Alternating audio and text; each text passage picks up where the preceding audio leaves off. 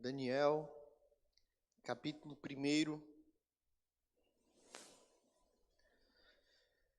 Leamos a palavra do nosso Deus.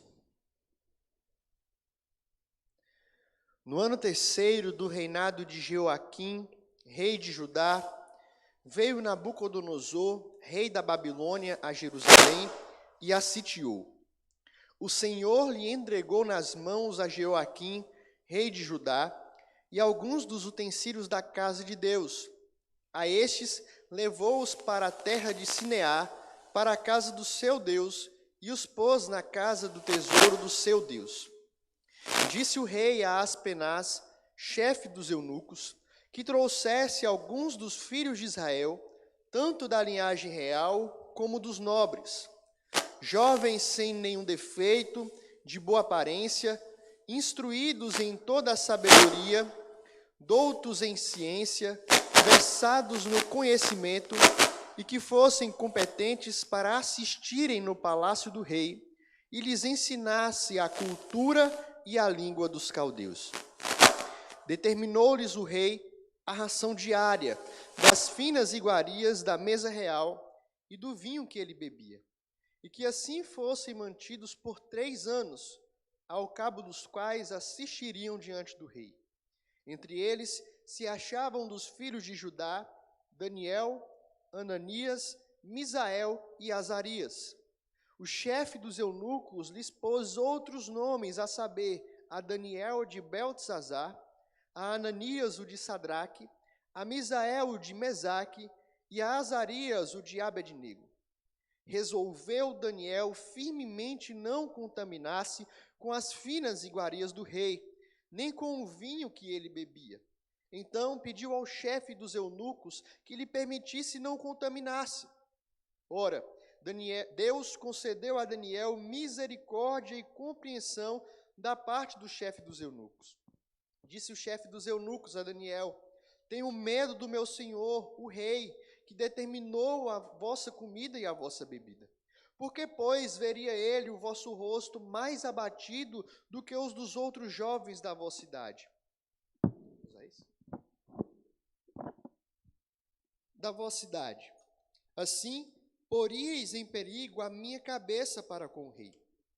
Então disse Daniel ao cozinheiro-chefe, a quem o chefe dos eunucos havia encarregado de cuidar de Daniel, Ananias, Misael e Azarias: experimenta, peço-te os teus servos 10 dias, e que se nos dê legumes a comer e água a beber. Então se veja diante de ti a nossa aparência e a dos jovens que comem das finas iguarias do rei. E segundo vires, age com os teus servos. Ele atendeu e os experimentou 10 dias. No fim dos 10 dias, a sua aparência era melhor. Estavam eles mais robustos do que todos os jovens que comiam das finas iguarias do rei. Com isto, o cozinheiro-chefe tirou deles as finas iguarias e o vinho que deviam beber, e lhes dava legumes. Ora, a estes 4 jovens Deus deu o conhecimento e a inteligência em toda cultura e sabedoria, mas a Daniel deu inteligência de todas as visões e sonhos. Vencido o tempo determinado pelo rei para que os trouxessem, o chefe dos eunucos os trouxe à presença de Nabucodonosor. Então o rei falou com eles, e entre todos não foram achados outros como Daniel, Ananias, Misael e Azarias. Por isso passaram a assistir diante do rei. Em toda a matéria de sabedoria e de inteligência, sobre o que o rei lhes fez perguntas, os achou 10 vezes mais doutos do que todos os magos e encantadores que havia em todo o seu reino. Daniel continuou até o 1º ano do rei Ciro. Senhor, nós te louvamos, ó Pai, pela tua palavra. Te louvamos, ó Deus, porque o Senhor nos dá a oportunidade de nos achegarmos ao Senhor, de lê-la, de conhecer, de ouvir, ó Deus, o que o Senhor tem para nós. Quando lemos a tua palavra, ó Pai, é o Senhor mesmo que fala com a gente. Ela é a tua palavra, ela é a verdade. E nessa manhã, Senhor, nós clamamos que o Senhor fale aos nossos corações. Que não seja palavra de homem, ó Deus, mas que seja a palavra do Senhor, nos despertando, nos encorajando para podermos viver de fato o que o Senhor nos ensina na tua palavra, na tua lei, no teu evangelho. É no nome de Jesus que nós oramos e pedimos. Amém. Então, eu vi em meu sonho que estes seres resplandecentes instruíram os peregrinos a chamarem diante da porta. E quando fizeram isto, foram vistos, olhando por cima da porta, Enoque, Moisés, Elias e outros aos quais foi dito: estes peregrinos vieram da cidade da destruição, pelo amor que têm para com o rei deste lugar. Cada um dos peregrinos entregou-lhes o seu certificado que haviam recebido no início da viagem. Os certificados foram levados pelo rei para o rei, que os leu e disse: onde estão estes homens? Responderam-lhe: estão do lado de fora da porta. O rei ordenou que abrissem a porta e disse: para que entre a nação justa, que guarda a verdade. Agora eu vi em meu sonho que estes 2 peregrinos entraram pela porta. Eis que ao entrarem foram transfigurados e puseram neles vestes resplandecentes como ouro. Houve também aqueles que lhes trouxeram harpas e coroas, as harpas para louvarem, as coroas em sinal de honra. Então ouvi em meu sonho que todos os sinos da cidade soaram novamente de alegria e lhes foi dito: entrem no gozo do seu Senhor. Ouvi os próprios homens cantando em voz alta: aquele que está sentado no trono e ao Cordeiro, seja o louvor e a honra e a glória e o domínio pelos séculos dos séculos. Meus irmãos, esse é um trecho final do livro O Peregrino, de John Bunyan. Bunyan, ele escreveu esta obra enquanto ele estava preso na Inglaterra. E de forma alegórica ele retrata a jornada de cristão, o peregrino, até chegar à cidade celestial. Brilhantemente, este homem de Deus utiliza-se de metáforas e símbolos para representar e apresentar a caminhada cristã, os seus percalços e a sua esperança. De forma prática, este livro é um convite a todo cristão se identificar de fato como um peregrino. Nós somos peregrinos em uma terra estranha e estamos caminhando para a nossa pátria celestial. Daniel, ele também foi um peregrino em terra estranha. Nas Escrituras, o livro de Daniel vai retratar um período da história do povo de Deus em que eles foram levados para o cativeiro na Babilônia. Durante 70 anos, a caminhada do povo de Deus se daria em terra estrangeira, exilados, numa terra idólatra, com aspectos culturais bem distantes do padrão de Deus.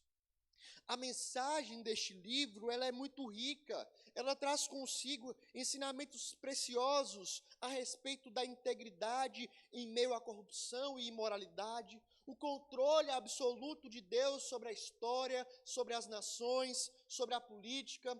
Mostra-nos como podemos ser abençoados, mesmo em uma terra estranha, e canal de bênção para as pessoas que vivem aqui, mesmo vivendo em meio a um mundo hostil à palavra de Deus. E a estrutura do livro de Daniel traz em si uma parte narrativa, mas também uma parte profética. E a mensagem escatológica presente neste livro, falando acerca dos últimos dias, faz com que ele seja considerado o Apocalipse do Antigo Testamento. Meus irmãos, mergulhar no livro de Daniel traz para o cristão o final de toda história e o ponto final da nossa peregrinação, a vitória de Jesus Cristo e a vitória da sua igreja. E é sobre isso que eu gostaria de compartilhar com os irmãos nesse momento. Peregrinos, repensando nossa caminhada. Iremos observar à luz desse texto alguns aspectos da nossa peregrinação. Em primeiro lugar, eu gostaria de mostrar para os irmãos, à luz desse texto, que Deus está no controle da nossa peregrinação. Deus está no controle de nossa peregrinação. Versos 1 ao 3.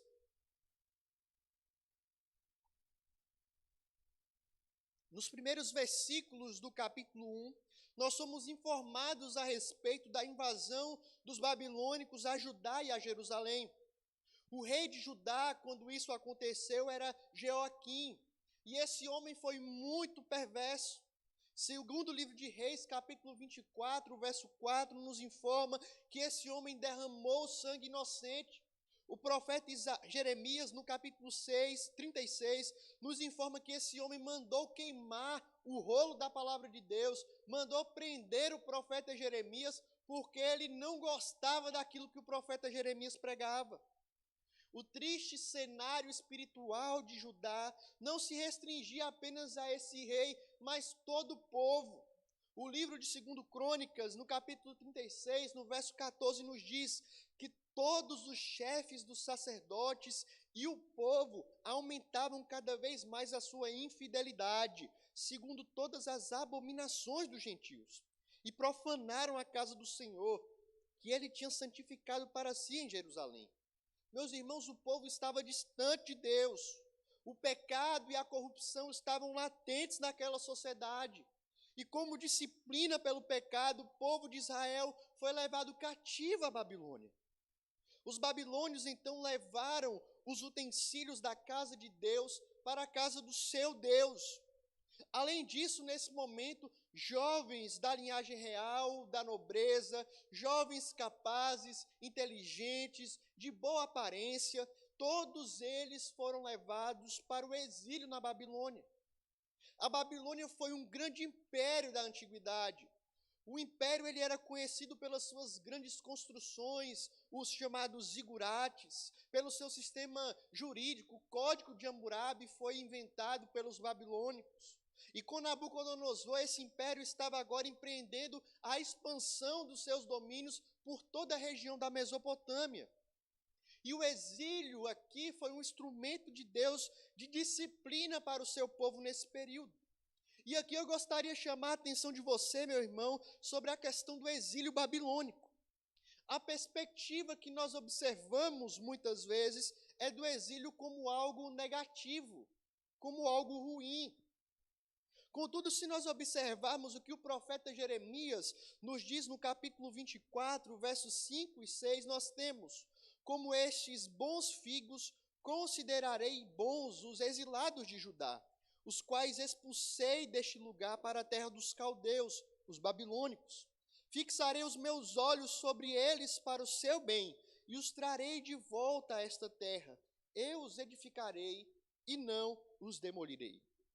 Na visão do profeta Jeremias, ele vê 2 cestos, uns cheios de figos bons, muito bons, e outro com figos ruins, muito ruins. Perceba, meus irmãos, que estar exilado na Babilônia aqui era a bênção de Deus. E a ira de Deus estava caindo sobre aqueles que permaneceriam em Judá. Queridos, o que nós percebemos aqui é o claro exemplo de que Deus está no controle de nossas vidas, de nossa peregrinação. O início do verso 2 nos mostra uma expressão-chave referente a isso. O autor diz: o Senhor lhe entregou nas mãos. O Senhor lhe entregou. O autor ele deseja que os seus leitores saibam que quando a catástrofe se abateu sobre o rei e o reino de Judá, era Deus, e não Nabucodonosor quem de fato estava fazendo girar a roda da história para realizar os seus propósitos eternos.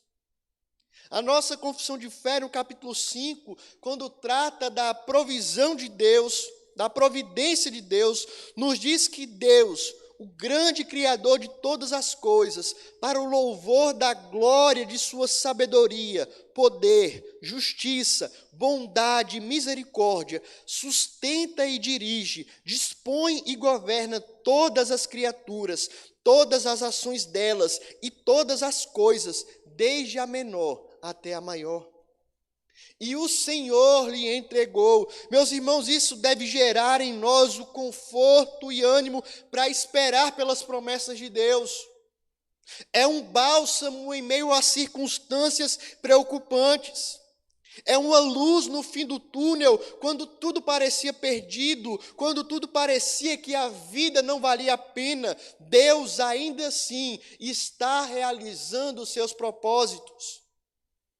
E o Senhor lhe entregou, diante do quadro em que vivemos, olhar para o nosso Senhor soberano e logo depois enxergar o contexto no qual estamos vivendo, deve nos levar à conclusão de que o exílio, na Babilônia em que nos encontramos, no isolamento dos nossos lares, na impossibilidade de virmos à igreja ou de exercer o nosso trabalho, é nesta situação que Deus tem algo para tratar em nossas vidas.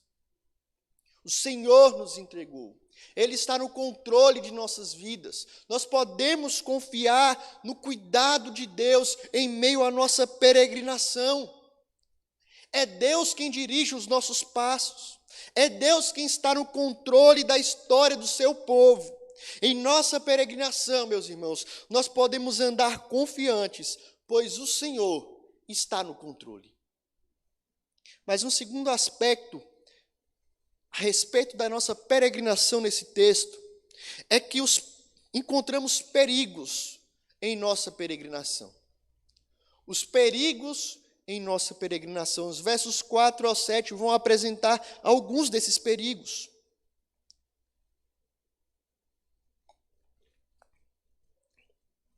Arrancado de sua terra, Daniel e seus amigos agora estavam à mercê de Nabucodonosor. E o propósito do governo babilônico era recrutar jovens das terras conquistadas e inculcar nele a cultura babilônica para que assim eles difundissem os preceitos babilônicos entre os conquistados. E isso facilitaria o processo de conquista. Se eu destruo a cultura de um povo, se eu destruo a identidade de um povo, facilita eu influenciar, eu impor a minha cultura. E era isso que os babilônicos queriam, que o povo esquecesse o seu passado, quem eles eram, e eles agora se tornariam babilônicos. Para isso, os jovens eles precisavam ser de boa aparência, deveriam ser sem defeito, deveriam ser versados em sabedoria. A única preocupação desses jovens seriam os estudos. Eles teriam tudo do bom e do melhor. Estudariam na melhor faculdade, teriam as melhores acomodações, a melhor comida. A única preocupação seria estudar. Iriam receber todo o luxo, todo o conforto, apenas para estudar. Que coisa boa, que maravilha. Você focar apenas em estudar, os seus olhos, o seu tempo, se dedicar a isso, somente estudar. No entanto, meus irmãos, em meio a esse contexto, a essa proposta tentadora, havia o perigo da inversão de valores. E essa inversão fica muito evidente na troca dos nomes desses 4 jovens. É interessante que para o povo hebreu, o nome de um indivíduo estava intimamente ligado com a experiência que ele tinha com Deus. Mas o nome de Daniel e de seus amigos foram mudados, a fim de ligar esses homens aos ídolos locais. Daniel, por exemplo, que significa Deus é o meu juiz, passou a ser chamado de Beltesazar, que significa Bel protege o rei. Ananias, que significa Jeová é misericordioso, deram-lhe o nome de Sadraque, que significa iluminado pela deusa do sol. Misael, que significa quem é como Deus, passou a se chamar Mesaque, quem é como Vênus. Azarias, que é Jeová ajuda, para Abednego, servo de Nego. Eles inverteram o nome daqueles jovens para divindades pagãs, atribuindo seus nomes a divindades babilônicas.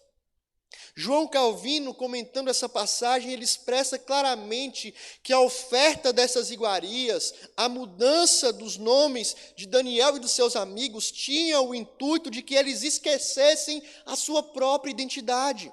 A Babilônia queria plantar nesses jovens novos valores, novas convicções. E esses perigos enfrentados por Daniel e seus amigos não deixaram de fazer parte da realidade do cristão contemporâneo. Nós somos bombardeados o tempo inteiro por um relativismo pós-moderno, uma ausência de verdade, princípios dissolvidos, filosofias que tentam a todo custo macular a nossa fé, reduzir a nossa privacidade. Nós somos tentados pelas ofertas desse mundo a esquecermos quem somos, que somos peregrinos, esquecer a nossa identidade, que somos servos de Deus, de fixar os nossos olhos aqui, de colocar os nossos corações em coisas desse mundo, de ter o nosso tesouro em coisas passageiras, supérfluas. Os babilônios intencionavam que aqueles jovens esquecessem de onde eram, quem eram, a sua religião, as suas origens. Meus irmãos, quantas armadilhas nos seduzem e nos fazem cair no esquecimento de quem nós somos desse mundo. Quantas distrações nos fazem esquecer que somos peregrinos. Quanto entretenimento nos faz perder o nosso tempo, tempo que poderia ser gasto para o reino. No Peregrino, Bunyan descreve um dos desafios que cristão e todos aqueles que peregrinam a cidade celestial deveriam passar.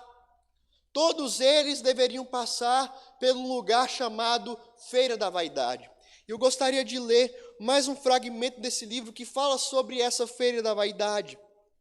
Há quase 5.000 anos existiam peregrinos caminhando à cidade celestial.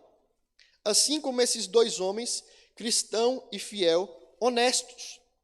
Beelzebu, Apolion e Legião, juntamente com seus companheiros, percebendo através do percurso seguido pelos peregrinos que seu caminho à cidade celestial passava pela cidade da vaidade, estabeleceram ali uma feira em que seriam vendidos todos os tipos de vaidade e que perduraria o ano inteiro. Portanto, nesta feira, todas as espécies de mercadorias são vendidas, tais como casas, terras, profissões, lugares, honras, status, títulos, países, reinos, concupiscências da carne, prazeres e deleites de todo tipo, como prostitutas, esposas, maridos, crianças, senhores, escravos, vidas, sangue, corpos, almas, prata, ouro, pérolas, pedras preciosas e muitas outras coisas semelhantes. A intenção da feira da vaidade, em suma, é atrair aqueles que estão peregrinando e fazer eles perderem de vista para onde estarem indo. Fiquem aqui. Se atentem para essas coisas que nós oferecemos na feira da vaidade. E de igual modo, meus irmãos, como essa feira da vaidade, a todo tempo, mesmo nos nossos isolamentos, mesmo nos nossos lares, nós somos tentados e nos oferecem coisas para a gente perder de vista para onde a gente está indo. Quem nós somos? Qual é a sua identidade? Meus irmãos, mais que os valores desse mundo, que as propostas desse mundo, que as paixões passageiras, elas possam cair por terra em nossas vidas. Que nós roguemos ao Senhor que nos fortaleça para resistir a essas ofertas, para não esquecermos quem nós somos, para onde nós estamos indo.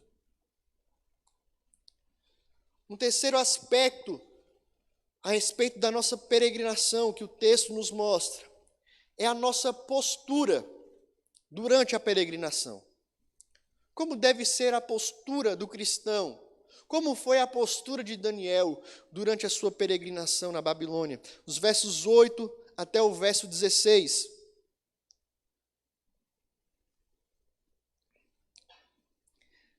Apesar dessas ofertas, apesar de toda a proposta feita pelo Império Babilônico, feito pelo rei Nabucodonosor, de um estudo, de se contaminar com as finas iguarias do rei, Daniel ele não se amoldou a esses costumes. Ele não se tornou um produto do meio em que ele vivia. Daniel tinha duas opções: ou ele comeria daquela ração, ou ele rejeitaria. E Daniel optou por permanecer fiel a Deus ao recusar aquelas finas iguarias do rei. Calvino, mais uma vez, comentando o verso 8, ele aponta que a decisão de Daniel não foi simplesmente rejeitar uma comida que seria sacrificada a algum ídolo. Daniel desejava que guardasse dos excessos da comida e bebida, não somente porque viu um certo perigo em ser atraído por elas, mas porque ele decidiu em seu coração não experimentar a comida da corte para que, mesmo sentado àquela mesa, ele pudesse continuar nutrindo a memória do seu povo, lembrando de quem ele era, de onde ele veio, que ali não era o seu lugar. Daniel não queria esquecer quem ele era, ele não queria esquecer as suas origens, ele não pertencia à Babilônia, apesar de estar na Babilônia. Ele não nascera ali, a sua identidade não era de um pagão, ele sabia que era um forasteiro, sabia que era um peregrino em terra estranha. E apesar dos riscos que a sua decisão poderia desencadear, Daniel não titubeou, ele firmemente resolveu não se contaminar. Esquecer de Deus e viver uma nova vida na Babilônia seria mais fácil do que seguir as leis judaicas. Não ia ter ninguém para apontar para Daniel que ele estava errado. Não ia ter nenhum pastor chamando ele para ser disciplinado, porque ele comeu uma comida sacrificada, porque ele se entregou aos prazeres, às mulheres, porque ele estava vivendo como um babilônico naquela terra. Muitos judeus foram por esse caminho, mas Daniel e seus amigos compreenderam que agradar a Deus é muito melhor e muito mais importante do que agradar aos homens. Eles sabiam que era o melhor a se fazer, agradar a Deus. Eles sabiam que estavam na Babilônia, mas sabiam também que não pertenciam àquele lugar. Quantas vezes, meus irmãos, muitos de nós nos deparamos com situações parecidas. Nos deparamos com situações em que lidamos com questões que colocam em xeque quem nós somos. Talvez uma decisão que precise ser tomada no seu trabalho, mas que exija que você se corrompa, que você minta, que você sonegue. Ou algo em sua universidade que exija que você negocie os seus valores, a sua crença, a sua fé em Deus. Talvez você tenha relacionamentos em que você tenha que escolher ou você agrada aquela pessoa ou você agrada a Deus. Nessas situações, meus irmãos, ouse ser um Daniel. Não esqueça quem você é. Qual é a sua identidade? Você é um servo de Deus. Mas esse ato de coragem de Daniel, meus irmãos, não partiu dele mesmo. Não é porque Daniel era melhor do que os outros, mas porque Daniel era um homem que buscava ao Senhor. Primeiro nós precisamos entender que foi o Senhor, aquele que conduz a história, aquele quem dirige e que está no controle da nossa peregrinação, que concedeu a Daniel misericórdia, como nós percebemos no versículo 9. Toda boa dádiva vem do Senhor. Segundo, nós somos tentados a achar que Daniel era melhor do que a gente. Daniel conseguiu porque Daniel era o cara. Ele é Daniel, o cara escreveu um livro na Bíblia, ele foi um profeta. Uma pessoa igual a mim não conseguiria resistir àquilo que Daniel resistiu. Meus irmãos, mas a força de Daniel não vinha dele. A força de Daniel não vinha de suas mãos. A capacidade dele resistir ao pecado não era força própria, força humana. Nós somos informados no capítulo 6 do livro de Daniel, no verso 10, quando ele estava diante do decreto do rei Dario, que ele fez o seguinte: Daniel, pois, quando soube que a escritura estava assinada, ele entrou em sua casa e em cima no seu quarto, onde havia janelas abertas do lado de Jerusalém. 3 vezes por dia ele se punha de joelhos e orava e dava graças diante do seu Deus, como costumava fazer. Daniel era um homem que buscava a Deus. Daniel era um homem de oração.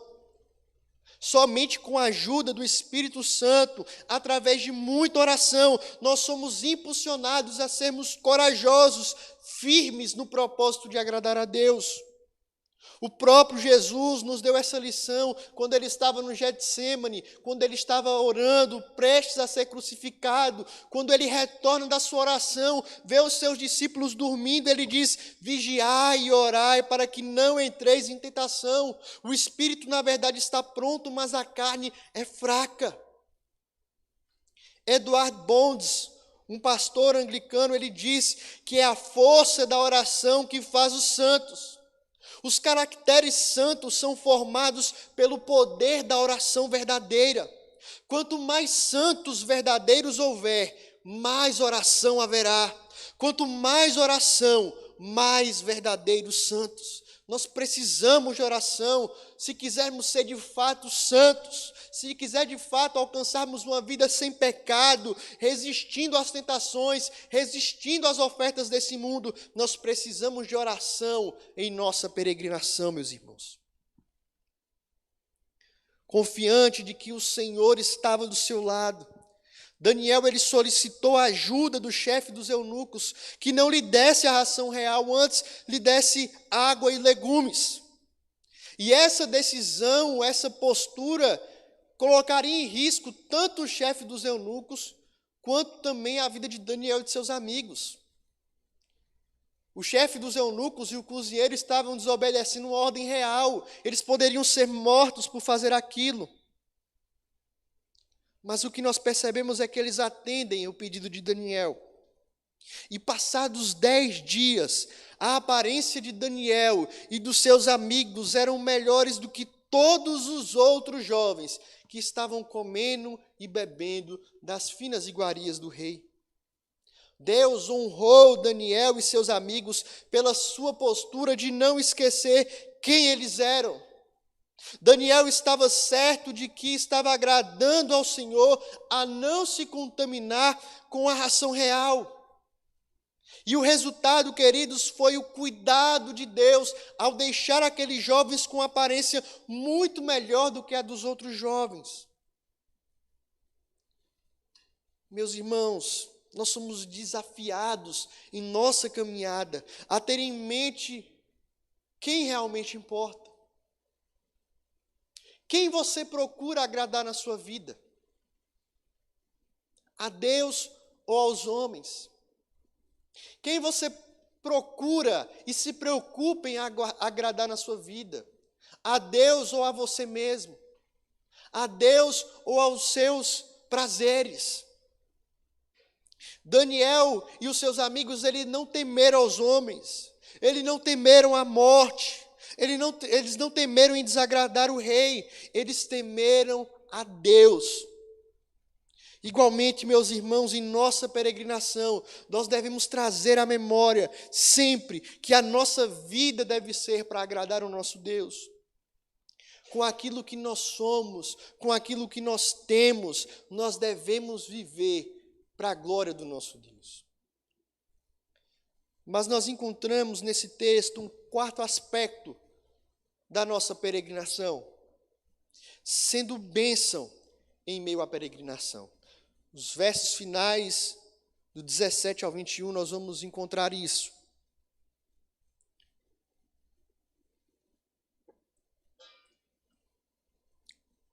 A fidelidade daqueles homens para com Deus ainda resultou em conhecimento, inteligência e sabedoria para os 4.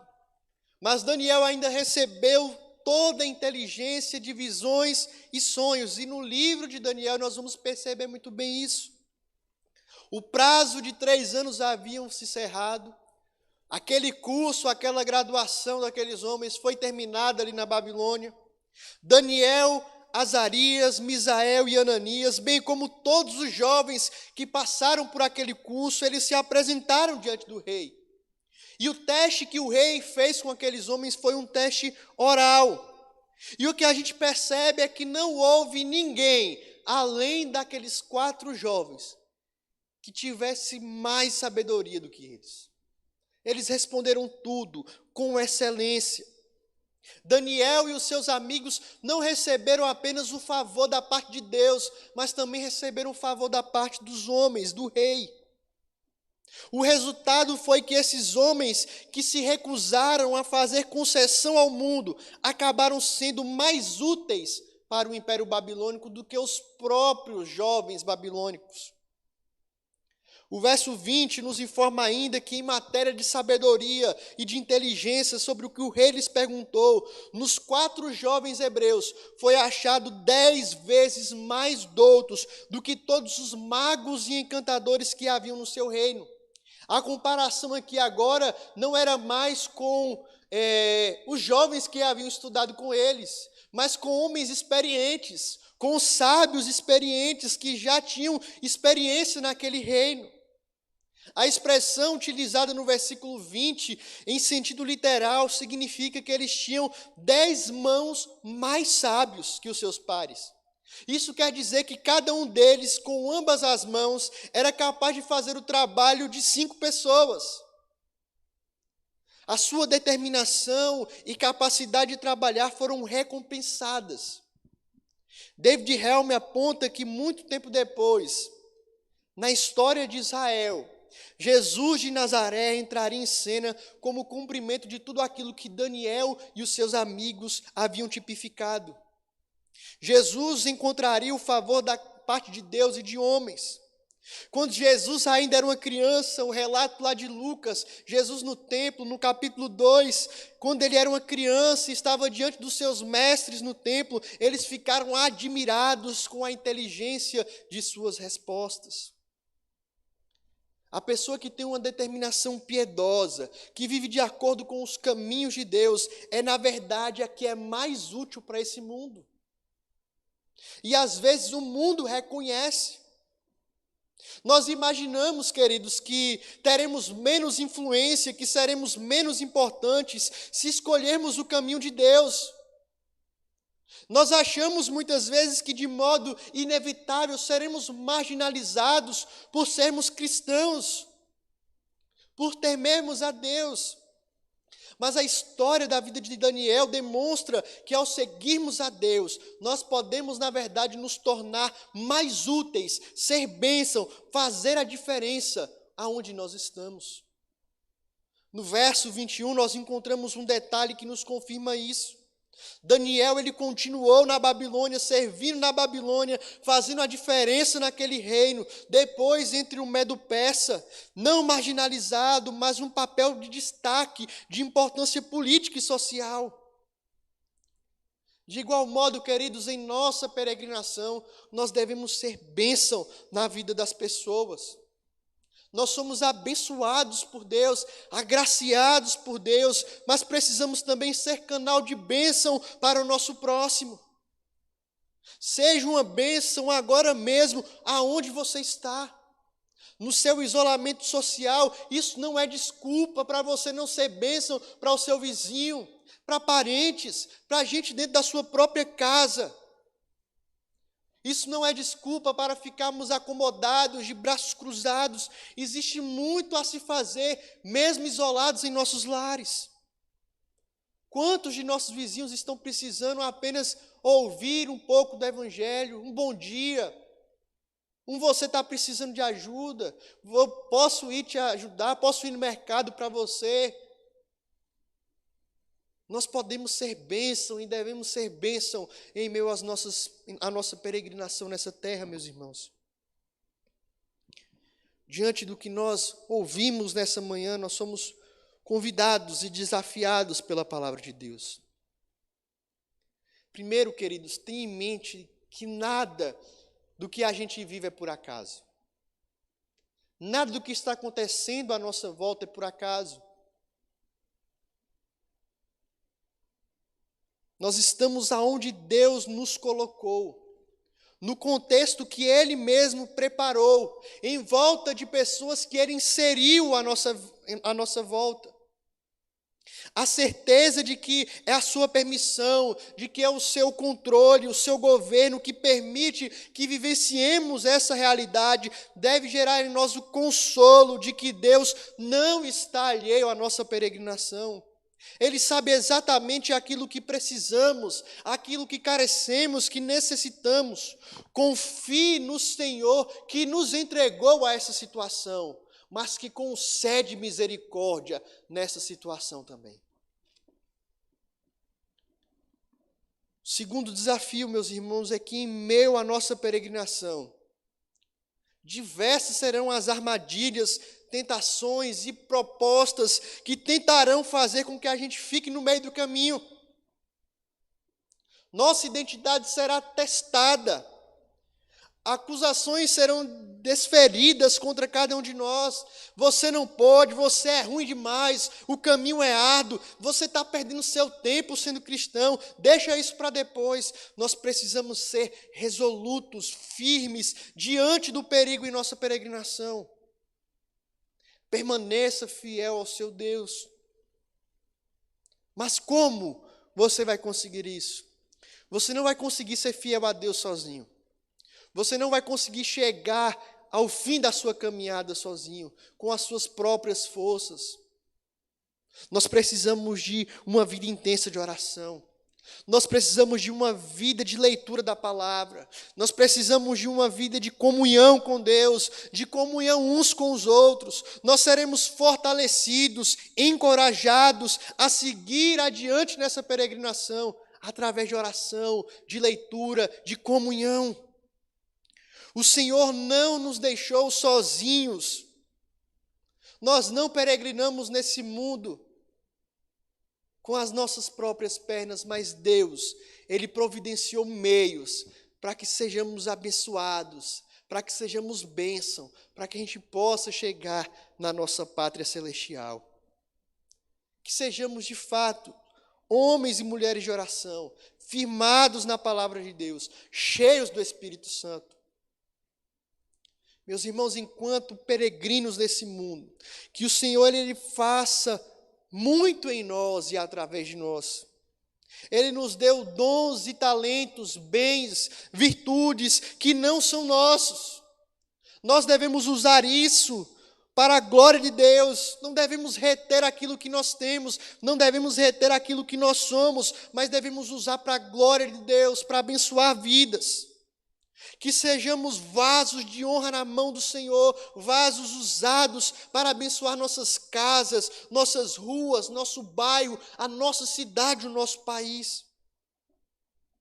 Queridos, é sempre necessário e urgente nós pararmos e revermos como nós temos caminhado. Não percamos de vista, meus irmãos, que nós somos peregrinos, que nós estamos caminhando de volta para a nossa casa, para o lar celestial junto ao nosso Pai. Que essa verdade, ela ecoe sempre em nossos corações. Que Deus nos abençoe.